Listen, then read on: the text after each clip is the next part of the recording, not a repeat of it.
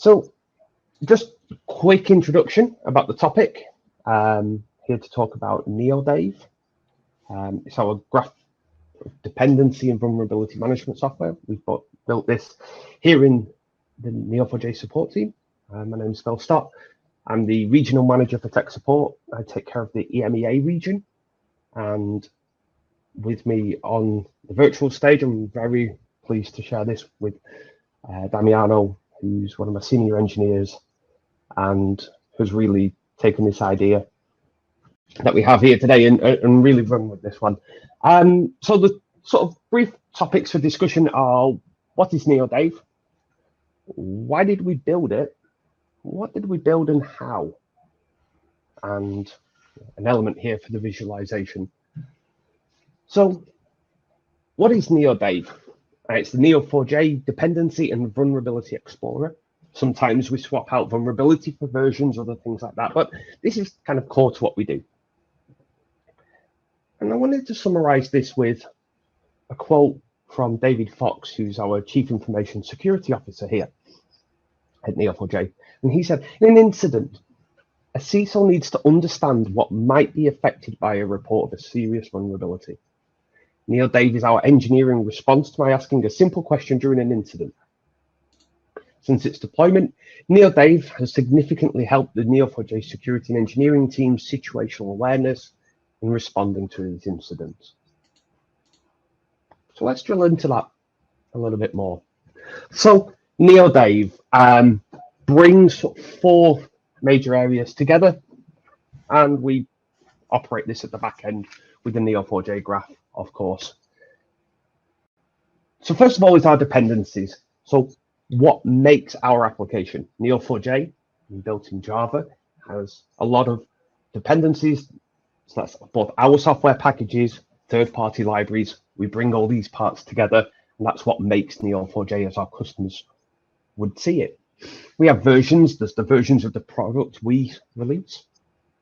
There's plugins that we have. So this would be the GDS plugin or APOC, and these are quite often bundled in a release. So when you download Neo4j server, you'll also get these plugins. There's the release families. So that would be 4.4, for example, or 5.x, as we would say for the newest version.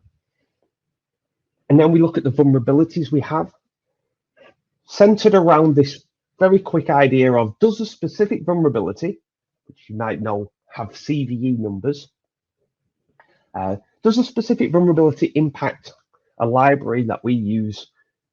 We have other code analysis tools to make sure that we're not introducing common vulnerabilities into our own code, but specifically here on the vulnerability side. And then on Bloom, Neo4j blooms our visualization layer. We use that as a graphical way to explore how our code links to these vulnerabilities. How do these things get into the product?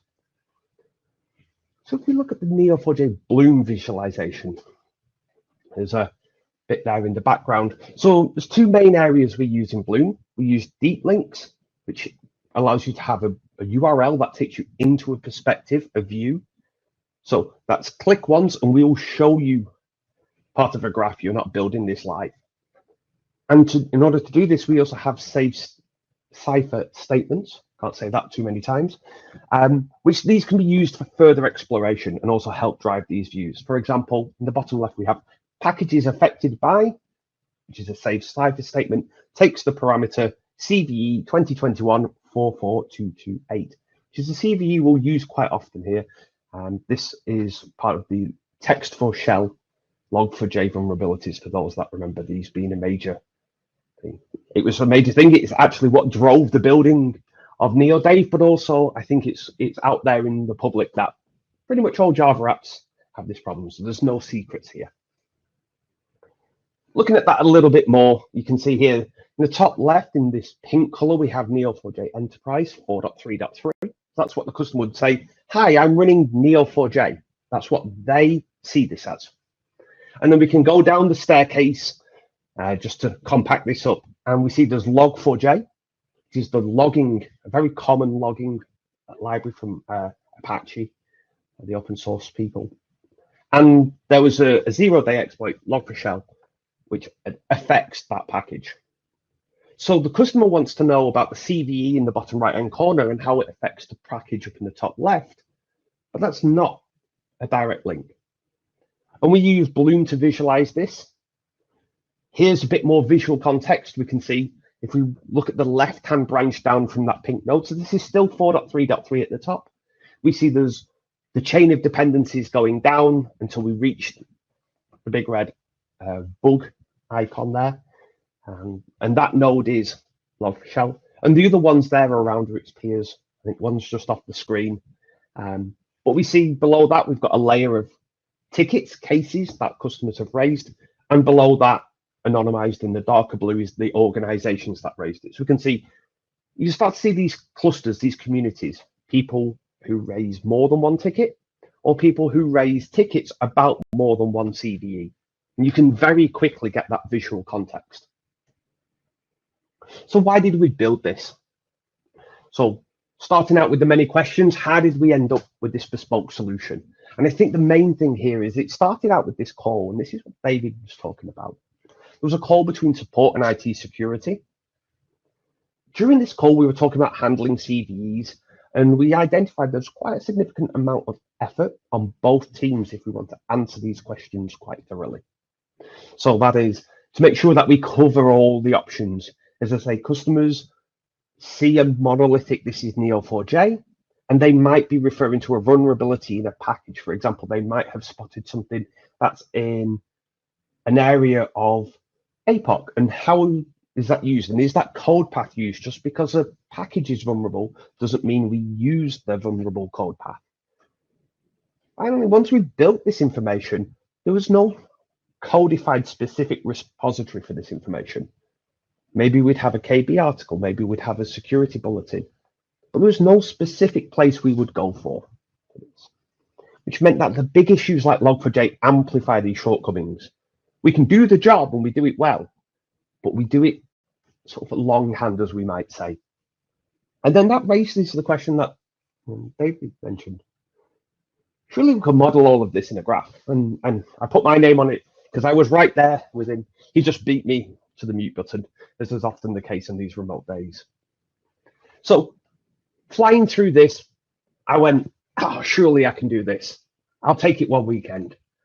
And here we go. So we take this POM XML. This is in Java world what dependency management looks like. It's this XML file. From that, I built out a dot file, which comes from the GraphViz project. That's this bit of code is sort of, you can think of it as strings with arrows pointing to each other. This is sort of summarizing this. Think of this as a directed graph, a digraph, as it says in the top left. It makes it very, very easy to build these chains. And I translated this through to this set of nodes that I built in Bloom, and I colored it in two ways. Basically, is it a Neo4j package in blue or a third-party package in yellow? And you can see from the center that's sort of Neo4j, and it expands out into these different versions and what packages are ours. And I came away with these two things roughly. The top is again this text for shell, and I presented this in a slide internally. We can see there's three paths up at the top that lead to Log4j being part of the logging package that we use, and that's how this text for shell vulnerability embed comes in. We see there's a response, there's some cases linked to this, and we have a bit of a throw together of, can we put this on a web page? And the things that we learn from this are, there's a rich graph model. There's lots of similar questions we can answer from just this small data set that we built. Extracting the value is easy. Once we've got the model, it's simple to understand. Hopefully you following along can understand there's packages, there's applications, there's vulnerabilities, and how they all link together. We include cases, there's other bits, our security assessments attached. What's actually hard is building that graph.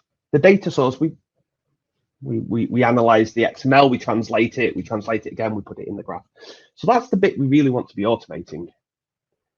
And it's very fast. Once we've built this database, answers much quicker than finding it. So Damiano, what did we build and how? Thanks, Kev, for that. So we decided to build our first application to take advantage of this model to be able to answer a common customer support question, which is, are we vulnerable to the CVE? And why are we vulnerable to the CVE? Considering that we have hundreds of releases of Neo4j available to this day, so we need an automated way to find this.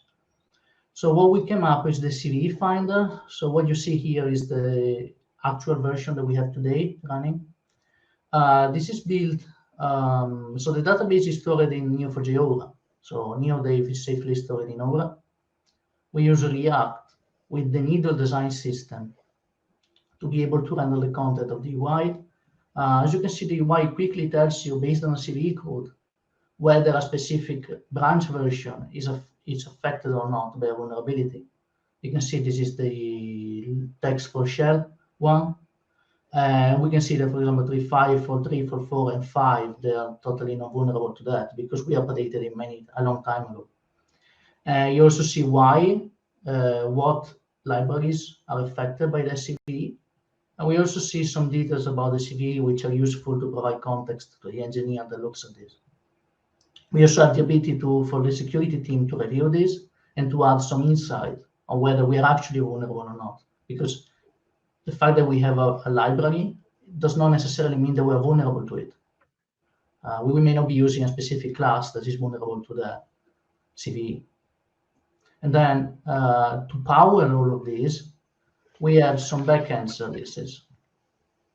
So both are built in Java, and they connect to the neoDAVE database thanks to the Bolt driver, the Neo4j Bolt driver.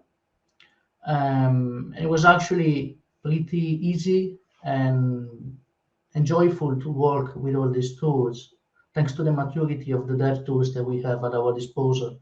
So Neo4j Aura, the Bolt driver, the needle design library, Bloom, they're all very easy and powerful tools to use for every developer out there.